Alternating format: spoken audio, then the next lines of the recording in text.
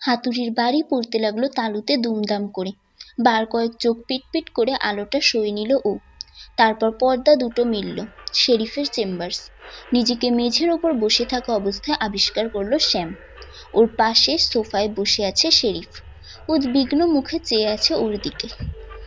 যাক, আপনাকে দেখে নিশ্চিন্ত হলাম, বলল শ্যাম। ওই ব্যাটা তাহলে লীলা সম্পর্কে মিথ্যে কথা বলছিল? লীলা তাহলে আপনার কাছে গিয়েছিল? শেরিফ জনের কথা শুনছে বলে মনে হলো না। সে বলল, আধ ঘন্টা আগে আমি হোটেল থেকে ফোন পেলাম।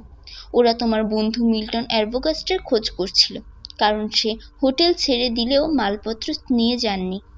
বলে গিয়েছিল আবার আসবে, কিন্তু আর আসেনি। আমার তখন খুব চিন্তা হলো। তারপর তোমার খোঁজ করলাম, ভাবলাম তুমি এখানেই আসতে পারো, তাই এখানে চলে এলাম। এসে দেখি ভালোই করেছি। এই অবস্থা কি করলো তোমার? শেরিফের প্রশ্নের জবাব দিল না শ্যাম। দারুণ উৎকণ্ঠিত গলায় জিজ্ঞাসা করল, লীলা তাহলে আপনার কাছে যায়নি? না তো, কেন? টলতে টলতে উঠে দাঁড়ালো শ্যাম। অসংখ্য সূচ ফুটল মাথায়। ফ্যাকাশে মুখে বলল, তাহলে সর্বনাশ হয়ে গেছে শেরিফ। সর্বনাশ? কিসের সর্বনাশ? আমি তো কিছুই বুঝতে পারছি না। নরমানি বা গেল কোথায়? ওই শয়তানটাই আমার এই অবস্থার জন্য দায়ী শেরিফ। ও নিশ্চয়ই এতক্ষণে বাড়িতে গেছে। ও আর ওর মা। ওর মা? কিন্তু উনি তো মারা গেছেন। না, মরেনি, বিড়বিড় করে বলল শ্যাম। সে এখনো বেঁচে আছে। ওই বাড়িতে এখন লীলা একা, আর ওরা দুজন। জনের কথা শেষ করতে দিল না শেরিফ। হাত ধরে টান মারল। প্রায় ছুটে বেরিয়ে এলো বাইরে। হনহন করে ছুটতে লাগলো নরমানদের অন্ধকারে ডুবে থাকা বাড়িটার দিকে। কাছাকাছি এসেছে। এই সময় কান ফাটানো শব্দে বাজ পড়ল কোথাও। শব্দটা মিলিয়ে যাওয়ার আগেই অন্ধকার চিরে নারী কণ্ঠের সুতীক্ষ্ণ চিৎকার ভেসে এলো। কণ্ঠটা চিনতে অসুবিধে হলো না কারো। চিৎকার করেছে লীলা। দ্রুত পা চালালো লীলা। আকাশের অবস্থা খুবই খারাপ। গুমগুম করে গর্জে উঠছে মেঘ। থেকে থেকে সাপের জিভের মতো লকলকিয়ে উঠছে বিদ্যুৎ। সোনালি তীব্র আলোয় অন্ধকারের বুক চিরে দিচ্ছে মুহূর্তের জন্য। পরক্ষণে আবার গা ছমছমে ভৌতিক অন্ধকার। যে কোনো মুহূর্তে কমান্ডো হামলা চালাতে পারে বৃষ্টি। কিন্তু কমান্ডো আক্রমণ আসার আগেই বাড়িটার বারান্দায় সামনে এসে পড়ল লীলা। বাড়িটা পুরানো। কাঠের মেঝে ক্যাচক্যাচ করে আপত্তি জানালো ওর পায়ের নিচে। বাতাসের ধাক্কায় ওপরতলার জানালাগুলো একযোগে সব কেঁপে উঠল। অন্ধকারে বাড়িটাকে ভয়ানক কুৎসিত মনে হলো লীলার। সে দরজায় দুমদুম করে ধাক্কা দিতে লাগলো, কিন্তু ভেতর থেকে কোনো সাড়া এলো না। আসবে না, জানতো লীলা। তবুও রাগের চোটে ধাক্কাতে লাগলো। রাগ এলো সবার ওপর। মেরির জন্য যেন কারো কোনো চিন্তা নেই। মিস্টার লরি ব্যাকুল কি তার টাকা ফেরত পাবে সেই চিন্তায়। মিল্টন অ্যারবোগাস্ট সেই টাকার সন্ধান দিতে পারলেই খালাস। শেরিফ কোনো ঝামেলার মধ্যেই যেতে চান না, কিন্তু শ্যামের ব্যবহারই নীলাকে সবচেয়ে আপসেট করে তুলছে। সে তার প্রেমিকার জন্য কোনো ঝুঁকির মধ্যে যেতে রাজি নয়। এদের সবার এক কথা, ওয়েট অ্যান্ড সি। অনেক অপেক্ষা করেছে লীলা। আরও অপেক্ষা করতে তার আপত্তি ছিল না যদি সবাই তার দায়িত্ব ঠিকমতো পালন করত। তাহলে এখন তাকে এখানে আসতে হতো না। ফোর্থ ওয়ার্থে বসে থাকতো সে নিশ্চিন্ত মনে। কিন্তু তার হলো কই? শ্যাম কি পারতো না নরমানকে কয়েক ঘা লাগিয়ে পেট থেকে কথা বের করতে? কিন্তু কি আশ্চর্য, ঝামেলা হতে পারে মনে করে সে তা করেনি। বরং লীলা শেরিফের কাছে যাওয়ার কথা বললেই সে তাতে সায় দিয়েছে। মেরির রক্তমাখা কানের দুল দেখেও যদি তার চৈতন্যোদয় না হয়, তাহলে লীলার আর কি বলার থাকতে পারে? সে যদি এই মোটেলে আসার জন্য জিদ না ধরতো, তাহলে শ্যাম আদৌ এখানে আসতো কিনা সন্দেহ আছে ওর। ভাগ্যিস এসেছিল, নইলে কি আর নিশ্চিন্ত হতে পারত যে মেরিকে নিয়ে কিছু একটা ষড়যন্ত্র করেছে ওই মোটুক আর তার মা? শরীফ যাই বলুক, লীলার দৃঢ় বিশ্বাস ওই লোকটার মা বেঁচে আছে এবং এই বাড়িতেই সে থাকে। সেদিন মিল্টন অ্যারবোগাস্ট হয়তো সত্যি তার মাকে জানালার পাশে বসে থাকতে দেখেছে। আর নারী মূর্তিটি যদি নরমানের মা না হয়, তাহলে সে মেরি হতে বাধ্য। মেরিকে হয়তো ওই শয়তানটা এই বাড়িতে বন্দি করে রেখেছে। কে জানে মেরি এখনো বেঁচে আছে কিনা। মরিয়া হয়ে দরজা ধাক্কাতে লাগলো লীলা। কিন্তু কোনো কাজ হলো না। যে করেই হোক তাকেই বাড়িতে ঢুকতেই হবে। পার্স খুলল লীলা। দরজা খোলার মতো কিছু একটা জিনিসের জন্য ভেতরে হাতড়াতে লাগলো। একটা নেম ফাইল উঠে এলো হাতে। ওহো, এতে চলবে না, অন্য কিছু চাই। হঠাৎ মনে পড়লো সে একবার একটা চাবি কুড়িয়ে পেয়েছিল। চাবিটা সে খুচরো পয়সা রাখার জায়গাতে রেখে দিয়েছিল। হ্যাঁ, এই তো পাওয়া গেছে। আচ্ছা, এটাকে সবাই স্কেলিটন কি বলে কেন? লীলা শুনেছে এই চাবি দিয়ে সব রকম তালা খোলা যায়। কখনো পরীক্ষা করে দেখেনি, আজ দেখলো। চাবিটা তালায় ঢুকিয়ে মোচড় দিল। প্রায় খাপে খাপ লাগতে গিয়েও কোথায় যেন একটু বেঁধে গেল। রাগটা আবার মাথায় উঠে গেল লীলার। জোরে মোচড় দিতেই খট করে চাবিটার গোড়া ভেঙে গেল, কিন্তু খুলে গেল তালা। দরজার পাল্লায় ধাক্কা দিল লীলা। হাট করে খুলে গেল ও দুটো। ভেতরে ঢুকলো ও। হল ঘরটা অন্ধকার। কয়েক মুহূর্ত চুপচাপ দাঁড়িয়ে থাকলো লীলা। অন্ধকারে চোখ সয়ে আসতে এদিক ওদিক তাকালো। লাইটের সুইচ খুঁজছে। দেয়ালের গায়ে কোথাও এটা ওটা থাকার কথা। দেয়াল হাতড়ে একটু খুঁজতেই পেয়ে গেল সে সুইচটা। টিপে দিল। মাথার ওপর জ্বলে উঠল নগ্ন বাল্ব। নিস্তেজ আলোয় হলঘরটাকে আরো ভৌতুক ঠেকলো লীলার কাছে। চারদিকে তাকালো সে। দেয়ালের সঙ্গে লাগানো ওয়ালপেপারগুলো দু এক জায়গায় ছিঁড়ে গেছে। পলেস্তারা খসে পড়েছে কোথাও। দেয়ালে আঙ্গুললতার ডিজাইন। যেন বিগত শতাব্দীর একটা ঘরে ঢুকে পড়েছে লীলা। বৈঠকখানায় ঘরের দিকে এক পলক তাকালো সে। ওদিকে পরে গেলেও চলবে। এই ফ্লোরগুলোর ঘরগুলো এখন দেখতে চায় না সে। তার আগ্রহ উপরতলার প্রতি। অ্যাডভোকাস্ট বলেছিল উপরতলার জানালার ধারে সে একটি নারী মূর্তিকে বসে থাকতে দেখেছে। সুতরাং ওই জায়গায় তার সবার আগে দেখা দরকার। সিঁড়িতে তার আলো নেই। রেলিং ধরে আস্তে আস্তে উপরে উঠতে লাগলো লীলা। ল্যান্ডিংয়ে পা রেখেছে। ওর পিলে চমকে দিয়ে বিকট শব্দে কাছে পিঠে কোথাও বাজ পড়ল। থরথর করে কেঁপে উঠল পুরো বাড়ি। শিউরে উঠল। পরক্ষণে সামলে নিল নিজেকে। দোতলায় উঠে হাতড়ে হাতড়ে হলঘরের আলো জ্বালালো। বিমূঢ় হয়ে পড়ল সামনের তিনটি দরজা দেখে। কোন দিকে যাবে সে এখন? কয়েক সেকেন্ড সময় লাগলো সিদ্ধান্ত নিতে। তারপর প্রথম দরজাটার দিকে এগিয়ে গেল। দরজা খুলতেই বাথরুম চোখে পড়ল লীলার। প্রথম দর্শনেই মনে হলো এরকম জায়গা জাদুঘর ছাড়া অন্য কোথাও দেখেনি সে। কিন্তু জাদুঘরে বাথরুম প্রদর্শিত হয় না, নিজেকে মনে করিয়ে দিল ও। অবাক হয়ে চোখে বাথরুমটা দেখতে লাগলো। 4 ঠ্যাঙের উপর উঁচু বাথটাব, ওয়াশ স্ট্যান্ড এবং টয়লেট সিটের নিচে খোলা পাইপ। ধাতব পুল চেইন নেমে এসেছে ছাদ থেকে। হাত মুখ ধোয়ার গামলার ওপর একটা চিড় খাওয়া ছোট আয়না। কিন্তু কোনো মেডিসিন ক্যাবিনেট চোখে পড়ল না লীলার। ক্লোজিটের মধ্যে প্রচুর তোয়ালে আর বিছানার চাদর। একটু ইতস্তত করে সে সেলফগুলোয় হাত দিল। ভাঁজ করা পরিষ্কার শিটগুলো দেখে বোঝা যায় ওগুলো লন্ড্রি থেকে ইস্ত্রি করে আনা। আর ঘাটাঘাটি করলো না লীলা। বেরিয়ে এলো বাথরুম থেকে। এবার দ্বিতীয় দরজা খুলল। ও ভেতরে ঢুকে আলো জ্বালালো। এই ঘরের আলোও কম, কিন্তু এই স্বল্প আলোতেই সবকিছু স্পষ্ট দেখা যাচ্ছে। জিনিসপত্রে ঘরটা ঠাসা। ছোটখাটো একটি খাট, যেটা বড়দের থেকে বাচ্চাদের মানায় বেশি। সম্ভবত ছোটবেলা থেকে এই খাটেই ঘুমিয়ে আসছে নরমান বেটস, ধারণা করলো লীলা। বিছানার চাদর কুঁচকে আছে, যেন কিছুক্ষণ আগেও কেউ এটাতে শুয়েছিল। ক্লোজিটের কাছে একটা পুরনো আমলের দেরাজ আলমারি দাঁড় করানো। দেরাজগুলো খুলে দেখলো লীলা, কিন্তু বিশেষ কিছু পেল না। ওপরের দেরাজ বোঝাই নেকটাই আর রুমালে, বেশিরভাগ কাদা মাখা। টাইগুলো বড় বড়, এ যুগে অচল। এই বাক্সের মধ্যে একটা টাই আর দুজোড়া কাফলিংক দেখতে পেল লীলা। মনে হলো এগুলো বহু দিন ধরে ব্যবহার করা হয় না। দ্বিতীয় দেরাজে শুধু শার্ট, আর তৃতীয়টায় মোজা আর জাঙ্গিয়া। নিচের দেরাজে সাদা রঙের নাইট গাউন। মেয়েদের নাইটি পরে ঘুমায় নাকি লোকটা? অবাক হয়ে ভাবল লীলা। দেরাজ দেখা শেষ করে এবার দেয়ালের ছবিগুলোর দিকে নজর দিল লীলা। দেয়ালে দুটো ছবি। প্রথম ছবিটায় ছোট একটি ছেলে একটা ঘোড়ার পিঠে বসে আছে। দ্বিতীয় ছবিতে ওই ছেলেটিকেই দেখা যাচ্ছে একটি স্কুলের সামনে 5টি বাচ্চা মেয়ের সঙ্গে দাঁড়িয়ে আছে। ছেলেটি যে নরমান বেটস বুঝতে অনেক সময় লাগলো লীলার। বয়সের তুলনায় তাকে খুব ছোট দেখাচ্ছে। এই ঘরে এখন ওই ক্লোজিট আর কোনার ধারে দুটো বুক সেলফ ছাড়া আর কিছু দেখার নেই। ক্লোজিটের পাল্লা দ্রুত খুলে ফেলল লীলা। ভেতরে হ্যাঙ্গারে ঝোলানো দুটো স্যুট, একটি জ্যাকেট, একটি ওভারকোট আর কাদামাখা একজোড়া ট্রাউজার চোখে পড়ল ওর। ওগুলোর পকেট খুঁজল সে, নেই কিছু।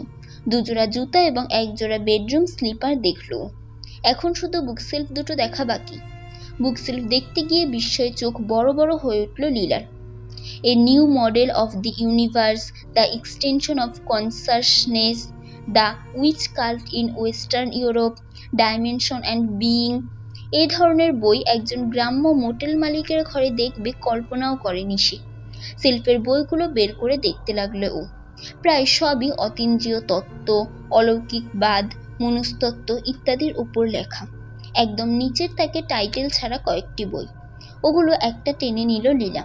খুলতেই গা ঘিন ঘিন করে উঠল। অসম্ভব অশ্লীল সব ছবিতে বোঝাই।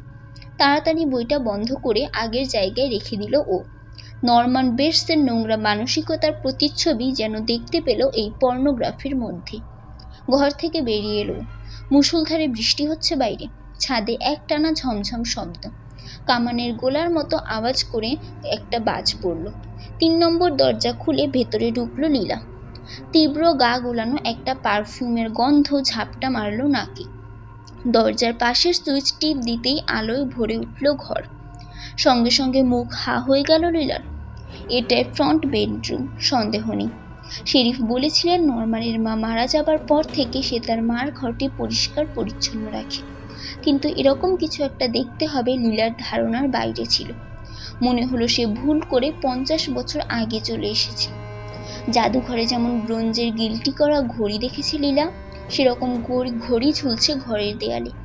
টেবিলের ওপর ছোট ছোট পাথরের মূর্তি, সুগন্ধযুক্ত পিনকুশন, টকটকে লাল রঙের কার্পেট, জানালায় ঝালর দেয়া সুদৃশ্য পর্দা, ছবি আঁকা ভ্যানিটি টপস, বিছানার ওপর চাদরা টানানো। এছাড়াও কাঠের দোলনা, চিনেমাটির বিড়াল, ঘরে তৈরি বিছানার চাদর, গুজনি ঢাকা গদিমোড়া আরামকেদারা ইত্যাদি চোখে পড়ল লীলার।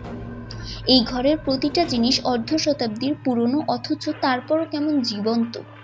লীলার মাথায় সব কেমন তালগোল পাকিয়ে যায়। একটি হিসাবও কিছুতেই মেলাতে পারে না। নিচতলায় অমন ভগ্ন দশা, উপরতলায় ঘরগুলোতেও অযত্নের ছাপ সুস্পষ্ট। অথচ এই ঘর কি চমৎকার সাজানো গোছানো। কোথাও ধুলো ময়লা নেই, সব আশ্চর্য রকম পরিষ্কার পরিচ্ছন্ন, যেন এই ঘরে কেউ বাস করে। 20 বছর আগে এই ঘরে একজনের মৃত্যুর পর থেকে এটার ব্যবহৃত হয় না, এ যেন বিশ্বাস করাই মুশকিল। এই ঘরের জানালা থেকেই এই মহিলাকে উঁকি মারতে দেখা গেছে। নরমানের মা যদি মারা গিয়ে থাকে তবে ওটা কে ছিল? নরমানের মার ভূত? না, লীলা ভূতে বিশ্বাস করে না। তাহলে? সে চিন্তিত মুখে ক্লোজিটের দিকে এগিয়ে গেল। ক্লোজিটের মধ্যে প্রচুর জামাকাপড়, সবগুলো সুন্দরভাবে হ্যাঙ্গারে ঝুলিয়ে রাখা। কয়েকটি কাপড় কুঁচকে আছে ইস্ত্রির অভাবে। বছর 25 আগে ছোট ছোট স্কার্টও দেখতে পেল লীলা। উপরের শেলফে ঝুলানো কাজ করা টুপি, স্কার্ফ, শাল, গ্রাম্য মধ্যবয়সী মহিলারা যা যা পরে সবই রয়েছে এখানে। বিছানার দিকে চোখ পড়তে কপালে ভাঁজ পড়ল লীলার। ঘরে তৈরি বেড কভারটা খুব সুন্দর, কিন্তু ওটা ঠিকমতো গোজা হয়নি। কেউ যেন তাড়াহুড়োর মধ্যে ওটা গুজেছে। বালিশ বেরিয়ে আছে চাদরের ফাঁক দিয়ে। একটানে বেড কভারটা উঠিয়ে ফেলল লীলা। কিছুক্ষণ আগেও যে এখানে কেউ শুয়েছিল তার প্রমাণটা বালিশ দেবে আছে এখনো। বালিশটা দেবে আছে এখনো। এখানে নিশ্চয়ই কোনো ভূত ঘুমায়নি। তাহলে কে সে? বোঝাই যাচ্ছে এই ঘরে কেউ একজন থাকে, তবে সে নরমান নয়, কারণ নরমান তার নিজের ঘরেই ঘুমায়, তার প্রমাণ পেয়েছে লীলা। এখান থেকেই কেউ জানালা দিয়ে তাকিয়ে থাকে। কে সে? আবারও নিজেকে প্রশ্ন করল লীলা। সে কি মেরি? মেরি হলে কোথায় সে এখন? এখন নিশ্চয়ই নেই। তাহলে আর কোথায় খুঁজে দেখা যায়? হঠাৎ মনে পড়ল শেরিফ বলেছিল নরমানের বাড়ির পেছনের জঙ্গলে কাঠ কুটো সংগ্রহ করতে। নিশ্চয়ই জ্বালানির জন্য সে ওগুলো সংগ্রহ করে। তাহলে বাকি রইল চুল্লি ঘরটি, বেসমেন্টের নিচে। ঘুরল লীলা। প্রায় ছুটে নামতে শুরু করলো সিঁড়ি বেয়ে। সামনের দরজাটি খোলা। সশব্দে বাতাস আছড়ে পড়ল ভেতরে। ছুটতে ছুটতে লীলা বুঝতে পারল কেন তখন অত রাগ হচ্ছিল। আসলে ভয় পেয়েছিল সে। মেরির জন্য অশুভ আশঙ্কায় ভীত হয়ে উঠেছিল ও। এই ভয় থেকে জেগে উঠেছে প্রচণ্ড ক্রোধ। সেই ক্রোধ ওকে তীব্রভাবে আচ্ছন্ন করে রেখেছিল। লীলা এখন নিশ্চিত মেরি নরমানের সেলারে আটকে রেখেছে। হয়তো ওর উপর অকথ্য অত্যাচার চালিয়েছে, কে জানে। টাকার জন্য হয়তো শয়তানটা মেরির আরো বড় সর্বনাশ করেছে। যে অমন নোংরা বই পড়ে সে সব পারে। আতঙ্কিত হয়ে ছুটে চলল লীলা। নিজের হলঘর পেরিয়ে রান্নাঘরে ঢুকে আলো জ্বালাতেই সামনের দৃশ্যটা দেখে ভয়ে আত্মা খাঁচা ছাড়ার জোগাড় হলো ওর। ছোট লোমশ একটা জন্তু গুড়ি মেরে বসে আছে দেয়ালে, ওর উপর লাফিয়ে পড়ার জন্য প্রস্তুত। পর মুহূর্তে নিজের ভুল বুঝতে পারল সে। ওটা ভয়ঙ্কর কোনো জন্তু নয়, একটা কাঠবিড়ালি, আর জ্যান্তও নয়, স্টাফ করা। উজ্জ্বল আলোয় ওটার বোতামের মতো চোখ দুটো জ্বলজ্বল করছে। চেপে রাখা শ্বাস সশব্দে ফেলল লীলা। চারদিকে তাকাতেই বেসমেন্টের সিঁড়ি চোখে পড়ল ওর। খুঁজে খুঁজে সিঁড়ির আলোটা জ্বালল ও, খুব কম আলো, অন্ধকারটাকে যেন আরো ঘন করে তুলল। সাবধানে ও নামতে লাগলো সিঁড়ি বেয়ে। নির্জন সিঁড়িতে হাই হিলের শব্দ বিস্ফোরণের মতো বিঁধল কানে। চুল্লিঘরটা বিশাল, একটা শেডবিহীন বাল্ব ঝুলছে ওটার সামনে। উনুনটা যেমন বড় তেমনই বড় দরজাটা। লীলা স্থির হয়ে দাঁড়িয়ে পড়ল।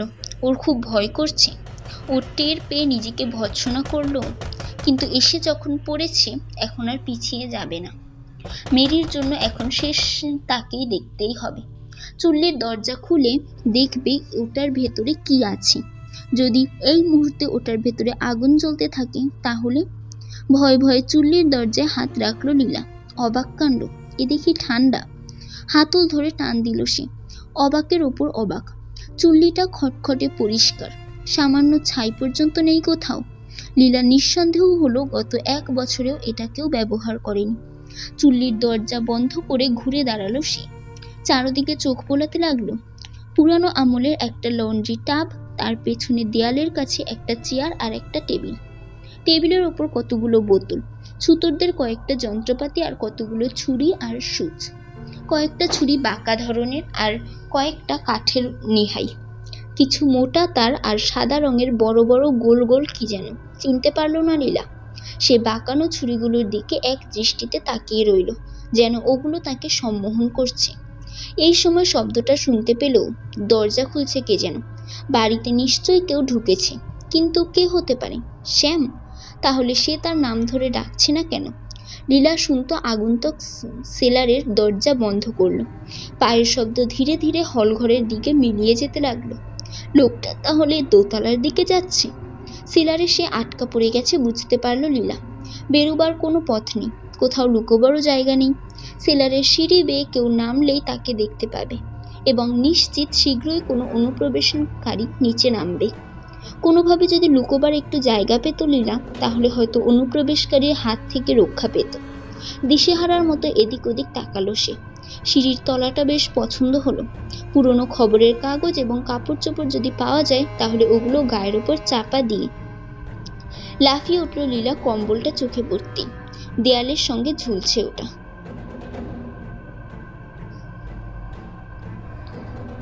ওটা বড় ইন্ডিয়ান কম্বল, বেশ পুরনো। কম্বলটা ধরে টান দিতেই ওটা দেয়ালের গা থেকে খসে পড়ল। খসে এলো দরজা থেকেও। দরজা? ভয়ানক অবাক হলো লীলা দরজাটা দেখে। তার মানে দরজার ওপাশে আরেকটা ঘর আছে, সম্ভবত ওল্ড ফ্যাশনের কোনো ফ্রুট সেলার। এসব জায়গা লুকিয়ে থাকা এবং কাউকে লুকিয়ে রাখার জন্য সর্বোত্তম স্থান। লীলা ফ্রুট সেলারের দরজা খুলল। সঙ্গে সঙ্গে গলা চিরে বেরিয়ে এলো ভয়ার্ত আর্তনাদ। বৃদ্ধ এক মহিলা শুয়ে আছে ওখানে। তার চুল সাদা, বাদামি, কোচকানো, মুখে ভাঁজ পড়েছে। অশ্লীল হাসছে সে লীলার দিকে চেয়ে। Mrs Norma? যেন খাবি খেলো লীলা। হ্যাঁ, কিন্তু উত্তরটা ভাঁজ পড়া অশ্লীল মুখ থেকে এলো না, এলো ওর পেছন থেকে, সিঁড়ির সর্বোচ্চ ধাপে দাঁড়ানো মূর্তিটার কাছ থেকে। বিদ্যুৎ বেগে ঘুরল লীলা। অদ্ভুত মোটা চেহারার কে যেন দাঁড়িয়ে আছে ওখানে। তার শরীরের নিচের অংশ বেঢপ, ৮-৬০ পোশাকে ঢাকা। পোশাকটা সে তলের পোশাকের উপরেই পরে নিয়েছে, গায়ে শাল। মুখটা ভয়ঙ্কর রকম সাদা, গালে রুজ, ঠোঁটে টকটকে লাল লিপস্টিক। ঠোঁট দুটো নড়ে উঠল তার। উঁচু কর্কশ একটা স্বর বেরিয়ে এলো ফাঁক দিয়ে। আমি মিসেস নর্মা বেটস। শালের নিচ থেকে হাত বেরিয়ে এলো তার। কসাইয়ের মতো ছুরি আত্মপ্রকাশ করলো তার হাতে।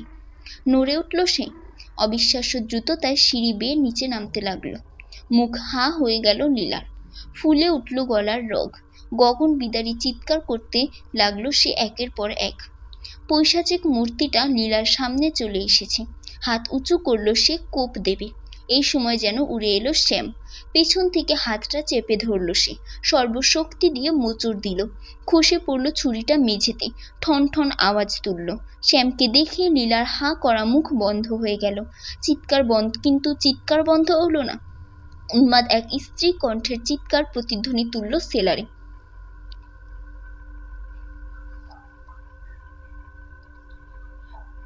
আসছে মেয়েলি পোশাক পরা, গালে রোজ মাখা বিশাল দেহী নরমান বেটসের গলা থেকে।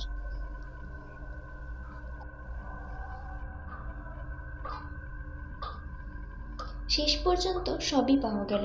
ড্রেজার এবং ক্রেন ব্যবহার করে জলা থেকে লাশ এবং গাড়িগুলো ওঠালো কাউন্ট্রি হাইওয়ে ক্রুরা।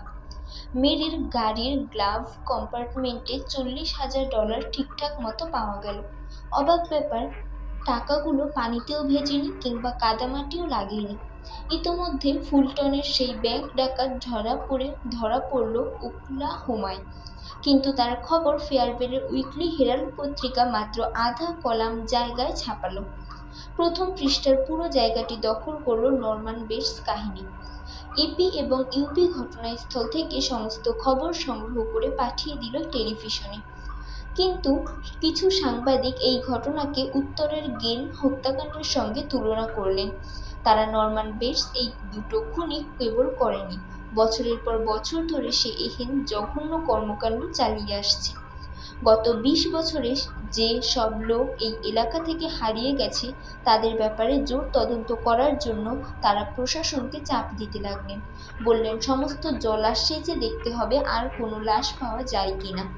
শেরিফ চেম্বার্সের ছবিসহ সাক্ষাৎকার ছাপা হলো বিভিন্ন পত্রিকায়। কেসের ব্যাপারে পরিপূর্ণ তদন্তের আশ্বাস দিল সে। স্থানীয় জেলা অ্যাটর্নি সাংবাদিক সম্মেলন ডেকে বললেন তিনি শীঘ্রই নরমান বেটসের বিচারের কাজ শুরু করে দেবেন এবং তার বিরুদ্ধে মানুষের মাংস ভক্ষণ, প্রেতচর্চা, অবৈধ যৌন সম্পর্ক এবং ডাকিনী বিদ্যার যে সমস্ত অভিযোগ আনা হয়েছে সেই অভিযোগ প্রমাণ হলে সে যাতে কঠোর এবং দৃষ্টান্তমূলক শাস্তি পায় তার ব্যবস্থাও করবেন। কিন্তু তিনি বলেই খালাস। নরমান বেটসের সঙ্গে কথা বলার প্রয়োজনও অনুভব করলেন না। নরমান এখন স্ট্রিট হাসপাতালে সাময়িক পর্যবেক্ষণে রাখা হয়েছে। গুজব রটনাকারীরাও তার কাছে ঘেঁষার সুযোগ পেল না। কিন্তু তাতে কি, বিরামহীনভাবে তারা একটার পর একটা উদ্ভট আজগুবি গল্প বানিয়েই যেতে লাগলো। শুধু ফেয়ারবেল নয়, সারা দেশ যেন মেতে উঠল নরমানকে নিয়ে। কেউ কেউ বলল, নরমানকে তো আমি ছোটবেলা থেকেই চিনি, একসঙ্গে কত স্কুলে গিয়েছি। কেউ মাথা দোলাতে দোলাতে বলল, হ্যাঁ, নরমানটা ছোটবেলা থেকেই জানি, কেমন অদ্ভুত স্বভাবের। কেউ বলল, নরমান সে প্রায় মোটেলের কাছে ঘোরাফেরা করতে দেখেছে, তার আচরণ খুব সন্দেহজনক ছিল। এমন লোক পাওয়া গেল না যে কিনা প্রথম থেকে মিসেস নর্মা এবং জো মার্ককে চিনত না। তারা বলাবলি শুরু করলো, আমরা প্রথম দিকে বুঝতে পেরেছিলাম দুজনের মধ্যে কোথাও মস্ত একটা ভজকট আছে, নইলে দুজনেই একসঙ্গে আত্মহত্যা করবে কেন। কিন্তু নরমানের মা আর জো মার্কের গল্প তেমন জমল না, কারণ 20 বছর আগের ঘটনার চেয়ে বর্তমানের ঘটনা অনেক বেশি রোমাঞ্চকর, অনেক বেশি মুখরোচক। মোটেলটা কর্তৃপক্ষের নির্দেশে বন্ধ করে দেয়া হলো, কারণ পিঁপড়ের মতো একের পর এক লোক আসছিল এই ভৌতিক এবং খুনি বাড়িটাকে দেখতে। অনেকে এখানে ভাড়া করে থাকার খায়েশও ব্যক্ত করলো, কিন্তু স্টেট হাইওয়ে পুলিশ কাউকে ভেতরে ঢুকতে দিল না। পাহারা দিয়ে রাখলো তারা বাড়ি এবং মোটেল। তবে পোয়াবারও হলো শ্যামের, কারণ প্রচুর লোক তার দোকানে এসে ভিড় জমালো। জিনিসপত্র কেনার জন্য দোকানের মালিকের সঙ্গে কথা বলাই তাদের আসল উদ্দেশ্য। কিন্তু শ্যাম তখন ফোর্থ ওয়ালসে লীলার সঙ্গে, ফলে পুরো ধকল একাই সামলাতে হলো বেচারা ববকে। অবশ্য বব এর ব্যবসা জমে ওঠায় সে খুশি মনেই এই ঝামেলা মেনে নিল, আর লোকজনকে আশ্বাস দিতে লাগলো তার বস শীঘ্রই দোকানে এসে বসবে, তখন সব প্রশ্নের জবাব তারা পেয়ে যাবে। ফোর্থ ওয়ার্থে লীলার সঙ্গে কয়েকটা দিন কাটিয়ে শ্যাম চলে এলো স্টেট হাসপাতালে। এখানে 3 জন সাইকিয়াট্রিস্ট নরমানকে পরীক্ষা করে দেখছিলেন। আরও দিন দশেক পর স্যাম ডক্টর নিকোলাস স্টেইনারের কাছ থেকে তাদের পরীক্ষার ফলাফল জানতে পারল। লীলা সাপ্তাহিক ছুটিতে চলে এলো জনের ওখানে। উদ্গ্রীব হয়ে সব খবর জানতে চাইল সে। প্রথমে স্যাম বিশেষ কিছু বলতে চায়নি, কিন্তু লীলার জেদের কাছে হার মানল ও। আসল ঘটনা কি ঘটেছিল তা বোধহয় আমরা কোনোদিনই জানতে পারবো না, বলল স্যাম। ডক্টর স্টেইনার বললেন সঠিকভাবে তিনিও কিছু বলতে পারবেন না, তবে মোটামুটি একটা আন্দাজের ওপর তিনি রিপোর্ট করেছেন। নরমানকে প্রথমে প্রচুর ঘুমের ওষুধ দিয়ে ঘুম পড়িয়ে রাখা হয়, কিন্তু ঘুম ভাঙার পর সে কারোর সঙ্গেই কথা বলতে চাইছিল না। একমাত্র ডক্টর স্টেইনারই তার অনেকটা কাছাকাছি আসতে পেরেছিলেন। তবে গত কয়েকদিন ধরে সে নাকি উদ্ভ্রান্তের মতো আচরণ করছে। কিন্তু ডক্টর স্টেইনার নরমান বেটস সম্পর্কে কি বলেছেন জানতে চাইল লীলা। ডক্টর স্টেইনার বললেন নরমান তার মাকে ভীষণ ভালোবাসত। তাদের মধ্যে সম্পর্ক ছিল অত্যন্ত গভীর, তবে এই গভীরতা কোনো অবৈধ সম্পর্কের জন্ম দিয়েছিল কিনা ডক্টর স্টেইনার সে ব্যাপারে নিশ্চিত নন। তবে দৃশ্যত মিসেস নরমাই তার ছেলের উপর কর্তৃত্ব করতেন। নরমানের বয়স বাড়লেও তার মধ্যে মেয়েলিপনা ছিল পুরো মাত্রায়। ডক্টর স্টেইনারের ধারণা সে অনেক আগে থেকেই ট্রান্সভেস্টাইটদের মতো আচরণ শুরু করে। ট্রান্সভেস্টাইট কাকে বলে জানো? লীলা মাথা দোলালো।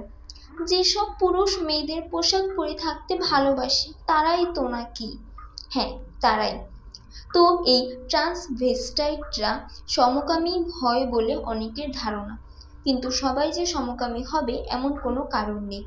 তবে ট্রান্সভেস্টাইটকে সাধারণ মানুষের মতো বিপরীত লিঙ্গের প্রতি প্রচণ্ড আকর্ষিত হতে দেখা গেছে। নরমান বেটসেরও তার মায়ের প্রতি তীব্র আকর্ষণ ছিল। একদিকে সে ইচ্ছে করত যেন সে নিজেই তার মা হয়ে ওঠে, অন্যদিকে সে চাইতো মার সঙ্গে তার যেন কখনো বিচ্ছেদ না ঘটে। স্যাম একটি সিগারেট ধরিয়ে আবার বলতে শুরু করলো। নরমান বড় হওয়ার পর সম্ভবত তার মা আবিষ্কার করে তার ছেলের নিজ পথ চলার কোনো ক্ষমতাই নেই। হয়তো তার মাই চায়নি ছেলে বড় হোক। নরমানের এই অবস্থার জন্য তার মা কতটা দায়ী সেটা বোধহয় কখনোই জানা সম্ভব হবে না। বাইরে যাওয়ার সুযোগ থেকে বঞ্চিত হয়েই হয়তো নরমান অধিভৌতিক ব্যাপারগুলোতে খুব আগ্রহী হয়ে ওঠে। এই সময়ে রঙ্গমঞ্চে আবির্ভাব ঘটে জো মার্কের। জো মার্ক সম্পর্কে ডক্টর স্টেইনার নরমানের কাছ থেকে তেমন কিছু জানতে পারেননি। লোকটার প্রতি এই 20 বছর পরও তার ঘৃণা সীমাহীন। জো মার্ককে নিয়ে সে কোনো কথাই বলতে চায়নি। ডক্টর স্টেইনার অবশ্য শেরিফের সঙ্গে কথা বলে পুরনো কাগজপত্র ঘেঁটে মোটামুটি একটা গল্প দাঁড় করিয়েছেন তার সম্পর্কে। জো মার্কের সঙ্গে মিসেস নরমার যখন পরিচয় হয় তখন তার বয়স 40-41 হবে, আর মিসেস নরমার বয়স 48-39। মিসেস বেটস দেখতে সুন্দরী ছিলেন না, বরং অল্প বয়সে তার চুল পেকে গিয়েছিল, গায়ের মাংসেরও বালাই ছিল না। মিস্টার বেটস তার প্রেমে পড়েছিলেন তার সম্পত্তির লোভে, শেরিফের কাছেই শুনেছ। কিন্তু স্ত্রীর সঙ্গে বনিবনা না হওয়ায় তিনি বাড়ি ছেড়ে চলে যান, এটাও তুমি জানো। এই সুযোগটাকে কাজে লাগান জো মার্ক। তিনি মিসেস নরমার সঙ্গে আরও ঘনিষ্ঠ হওয়ার চেষ্টা করেন। মিসেস নরমার মানসিক অবস্থা তখন খুব খারাপ ছিল। তিনি পুরুষ জাতটাকেই ঘৃণা করতে শুরু করেন, আর এই ধকলটা সইতে হয়েছে নরমানকে। ধমকে ধমকে তিনি নরমানের ব্যক্তিত্বের 12টা বাজিয়ে দিয়েছিলেন। যা বলছিলাম, জো মার্ক অনেক কসরতের পর মিসেস নরমার মন গলাতে সমর্থ হন। তাকে বিয়ে করতে রাজি হন ভদ্রমহিলা। জোর ইচ্ছে ছিল মিসেস নরমার ফার্মটাকে বিক্রি করে ওই টাকা দিয়ে একটা মোটেল করার। বর্তমানের পুরো হাইওয়েটা তখন মোটেল ব্যবসার জন্য খুব লাভজনক একটা জায়গা ছিল। মোটেল বানানোর ব্যাপারে নরমান কোনো আপত্তি করেনি। প্রথম মাস 3 সে এবং তার মা মিলে মোটেল চালিয়েছে। তারপর একদিন তার মা তাকে জানালো তিনি জো মার্ককে বিয়ে করতে যাচ্ছেন। তারপর ডক্টর স্টেইনারের ধারণা বিয়ের ব্যাপারটা নরমানকে ভয়ানক আঘাত করে, কারণ এর আগে একদিন সে জো আর তার মাকে বেডরুমে নগ্ন অবস্থায় দেখে ফেলেছিল। সে তার মা আর জো চাচাকে বিষ খাওয়ায়। স্ট্রিকনিন নামের ওই ইঁদুর মারার ওষুধটা সে তাদের কফিতে মিশিয়ে দিয়েছিল। এই বিষে মানুষ অজ্ঞান হয় না, প্রচণ্ড যন্ত্রণায় ছটফট করতে থাকে। একসময় পেশিতে খিঁচ ধরে শ্বাস বন্ধ হয়ে মারা যায় ভিকটিম। নরমান নিশ্চয়ই পুরো ব্যাপারটা চোখের সামনে ঘটতে দেখেছিল। কি ভয়ঙ্কর! শিউরে উঠল লীলা। ভয়ঙ্করই বটে, শুধু তাই নয়, সে তার মায়ের হাতের লেখা নকল করে আত্মহত্যার স্বীকারোক্তিও লিখিয়েছিল। তার কাজটা সে করেছিল ঘটনার সময়। ওরা মারা যাওয়ার পর সে শেরিফের কাছে ফোন করে। কেউ সন্দেহ করেনি যে নরমানই খুনি? না, সবাই বরং এটাকে আত্মহত্যা ভেবেছে। প্রথম কারণ হচ্ছে নরমানের মার ওই স্বীকারোক্তি পত্র। নরমান চিঠিটা এমনভাবে লিখেছিল যে লোকজন বলাবলি শুরু করে তার মা আবার গর্ভবতী হয়ে পড়ায় লজ্জায় আত্মহত্যা করেছেন। আর জো মার্ক সম্পর্কে গুজব ছড়ালো ওয়েস্ট কোস্টে তার বউ ছেলে মেয়ে আছে, ওখানে তিনি অন্য নামে পরিচিত। তো তার বউ আবার তার কাছে স্ত্রী দাবি নিয়ে ফিরে আসতে চাইলে তিনি অনন্যোপায় হয়ে আত্মহত্যা করেন। আর ওদের দুজনকে খুন করার টেনশন সহ্য করতে না পেরে নরমান পাগল হয়ে গিয়েছিল। সবাই ভেবেছে মাতৃশোকে ছেলের মাথা খারাপ হয়েছে। কেউ অবশ্য স্বীকারোক্তি পত্রটা অত গোলমালের মধ্যে ভালো করে লক্ষ্য করেনি। তাহলে কারো না কারো মনে সন্দেহ জাগত, কারণ খুনের মতো একটা ভয়াবহ ব্যাপারের মধ্যে একজনের হাতে লেখা হুবহু নকল করা খুবই শক্ত ব্যাপার। লোকজন জানতো নরমান পাগল হয়ে গেছে, কিন্তু জানতো না চিঠি লেখার সময় তার মনের ভিতর কি বিরাট রদবদল হয়ে গেছে। চিঠিটা লিখতে লিখতে নরমান নিজেই হয়ে উঠেছিল তার মা। সবকিছু শেষ হয়ে গেছে তার মনে হলেও মার বিচ্ছেদ সে কিছুতেই সহ্য করতে পারছিল না। সে চাইছিল তার মা আবার জীবিত হয়ে উঠুক। দুঃখে ও যন্ত্রণায় সে ভয়ানক ভেঙে পড়ে। তার মানসিক অবস্থা এতই খারাপ ছিল যে কেউ তাকে আত্মহত্যার বিষয়ে কোনো প্রশ্ন করতে ভরসা পায়নি। তাকে হাসপাতালে নিয়ে যাওয়া হয়। সে হাসপাতালে থাকার সময় তার মা ও জো মার্ককে কবর দেওয়া হয়। হাসপাতাল থেকে ছাড়া পাওয়ার পর নরমান তার মাকে কবর খুঁড়ে তোলে, তাই না? বলল লীলা। দৃশ্যত তাই। মূর্তি স্টাফ করা তার শখ ছিল। মিসেস নর্মাকে সে কবর থেকে তুলে স্টাফ করে রেখেছিল। কিন্তু একটা জিনিস আমি বুঝতে পারলাম না, নরমান যদি নিজেকেই তার মা বলে ভাবতো তাহলে? ব্যাপারটা আসলে খুবই জটিল। ডক্টর স্টেইনারের মতে নরমানের মধ্যে তিনটি ব্যক্তিত্ব কাজ করত। প্রথমত শিশু নরমান, যে মা ছাড়া অন্য কিছু বুঝতো না। তাকে তার মার কাছ থেকে বিচ্ছিন্ন করে দিতে পারে এমন কাউকে সে ভয়ানক ঘৃণা করত। দ্বিতীয়ত মিসেস নর্মা বেটস। নরমান জানতো তার মাকে কিছুতেই মরতে দেয়া যাবে না। আর ৩ নম্বর চরিত্রটি পূর্ণবয়স্ক নরমান। এই নরমান কাজে কর্মে স্বাভাবিক এবং সাধারণ। এই তিনটে সত্তাই বিভিন্ন সময় বিভিন্নভাবে নরমানের মধ্যে কাজ করত। হাসপাতাল থেকে ছাড়া পাওয়ার পর নরমান বাড়িতে ফিরে আসে। তীব্র অপরাধবোধ তাকে আচ্ছন্ন করে রেখেছিল। প্রবল মানসিক চাপ তাকে বাধ্য করে পরবর্তী কাজগুলো করতে। তার মনে হয় মার ঘর শুধু ঠিকঠাক করে রাখলেই চলবে না, তাকেও এখানে এনে রাখতে হবে। তারপর সে কবর খুঁড়ে মিসেস নর্মাকে নিয়ে আসে। রাতে সে তাকে বিছানায় শুইয়ে দিত, দিনের বেলা তাকে পোশাক পরিয়ে বেডরুমের জানালার কাছে বসিয়ে রাখত। মিল্টন আরভোগাস্ট ওই সময় তাকে দেখে ফেলে। নরমান প্রায় তার মার সঙ্গে কথা বলতো, যেভাবে ভেন্ট্রিলোকুইস্ট তার ডামের সঙ্গে কথা বলে সেভাবে। তবে এই কথা হতো শিশু নরমান এবং তার মায়ের সঙ্গে। সাবালক অবস্থায়, অর্থাৎ নরমান যখন পূর্ণ বয়স্ক মানুষের সত্তায় অবস্থান করছে, তখন সে সব কিছুই বুঝতে পারত। সে প্রকৃতস্থ থাকার ভান করত বটে, কিন্তু আদৌ সে কতটুকু প্রকৃতস্থ ছিল তা কে জানে। প্রেতচর্চা, ডাকিনী বিদ্যা ইত্যাদি অধিভৌতিক ব্যাপারগুলো নরমানের আগ্রহ ছিল অপরিসীম, এবং সে মনে প্রাণে বিশ্বাসও করত। তো এইভাবে সে একসঙ্গে 3টি জীবনযাপন করছিল। তারপর মেরি ওখানে গেল। শ্যাম ইতস্তত করছে দেখে বাক্যটা নীলাই শেষ করল। এবং সে মেরিকে খুন করলো। না, মা খুন করলো তাকে, বলল শ্যাম। মিসেস নর্মা খুন করেছেন তোমার বোনকে। ডক্টর স্টেইনারের মতে কোনো গোলমাল হলেই মিসেস নর্মা প্রধান ভূমিকা পালন করত। নরমান মদ খেয়ে মাতাল হয়ে যেত, তখন ঘটনা সামাল দিতেন তার মা। মাতাল অবস্থায় নরমান তার মায়ের পোশাক পরত এবং নিজেই মা হয়ে যেত। অবচেতন মনে সে তারপর খুন করত। সে জানতো খুন সে করছে না, করছে তার মা।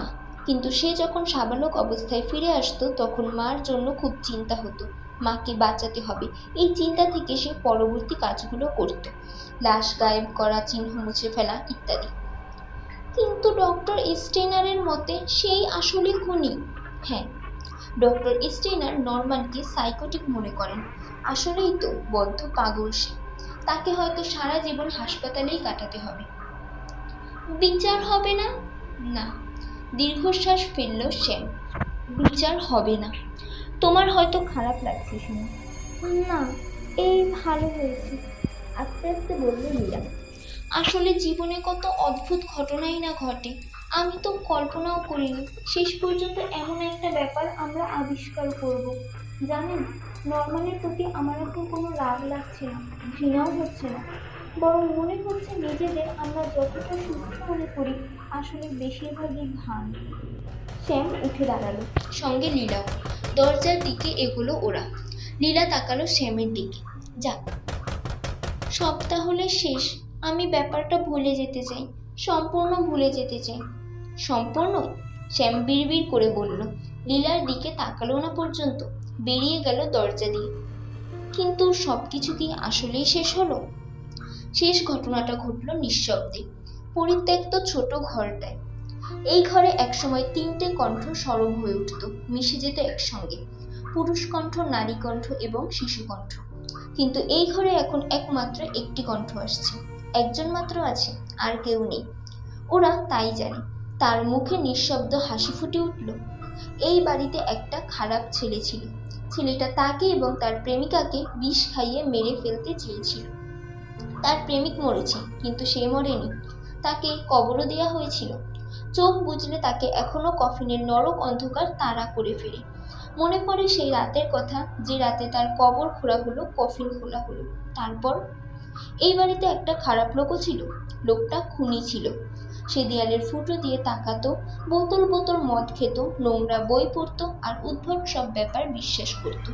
কিন্তু সবচেয়ে মারাত্মক ব্যাপার, সে দুটি নিরীহ মানুষের মৃত্যুর জন্য দায়ী।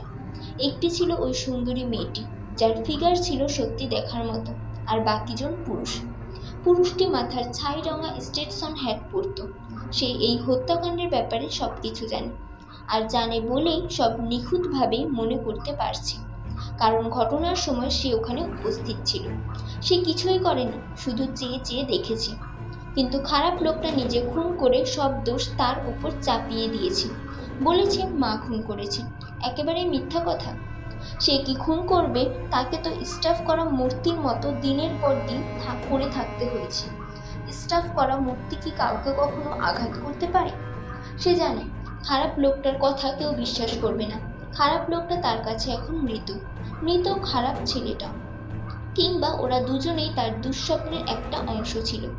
দুঃস্বপ্নটা এখন দূর হয়েছে চিরতরে, কিন্তু সে ছিল, আছে এবং থাকবে।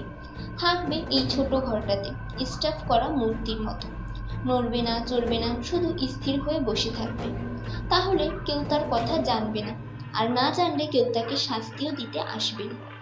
স্থির হয়ে বসে থাকলো সে। তারপর একটা সময় একটা মাছি ঢুকলো জানালার গড়ার দিয়ে। এরপর বসলো তার হাতের ওপর। সে এখন ইচ্ছে করলেই মাটিটাকে চাপড় দিয়ে তাড়াতে পারে, কিন্তু সে চাপড় মারবে না, কারণ নড়লেই যদি কেউ দেখে ফেলে তাহলে তো সব জানাজানি হয়ে যাবে। থাক, মাছিটা যেখানে বসে আছে সেখানেই থাকুক। সে স্থির দৃষ্টিতে তাকিয়ে থাকলো মাছিটার দিকে। উন্মাদ নরম্যান বেস্টকে হাসপাতালে ভর্তি করা হয় চিকিৎসার জন্য, কিন্তু সেখানে এক নার্সকে খুন করে সে পালিয়ে যায়। তারপর শুরু হয় আরেক রুদ্ধশ্বাস কাহিনী।